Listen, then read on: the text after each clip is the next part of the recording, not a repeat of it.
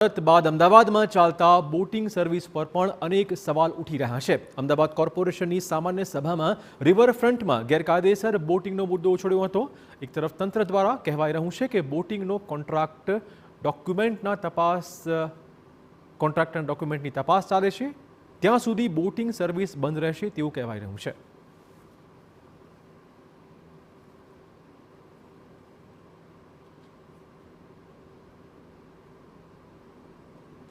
બીજી બાજુ વિપક્ષ તંત્ર સામે ગંભીર આક્ષેપ કરી રહ્યું છે। વિપક્ષના કહેવા પ્રમાણે છેલ્લા 1 વર્ષથી રિવરફ્રન્ટમાં લાયસન્સ વગર જ સર્વિસ ચાલી રહી છે। વડોદરાની ઘટના બની તો તંત્ર સફાળું જાગ્યું, પરંતુ 1 વર્ષ સુધી લાયસન્સ વગર કેવી રીતે બોટિંગ સર્વિસ ચાલી તે મોટો સવાલ છે। આ સાથે જ સામાન્ય સભામાં વિપક્ષના નેતા શહેજાદ ખાન પઠાણે માંગ કરી છે કે કોન્ટ્રાક્ટર સામે કડક કાર્યવાહી કરવામાં આવે અને તેને બ્લેકલિસ્ટ કરવામાં આવે। આ સાથે દાવો કરાયો છે કે 5 દિવસમાં લાયસન્સના ડોક્યુમેન્ટ્સ કોન્ટ્રાક્ટર આપી ન શક્યો હોવાથી કાર્યવાહી કરવામાં આવી છે। વડોદરાની ઘટના બાદ તંત્ર જાગ્યું છે અને લાયસન્સ માંગ્યું, જેના પગલે સમગ્ર મામલો સામે આવી ગયો છે।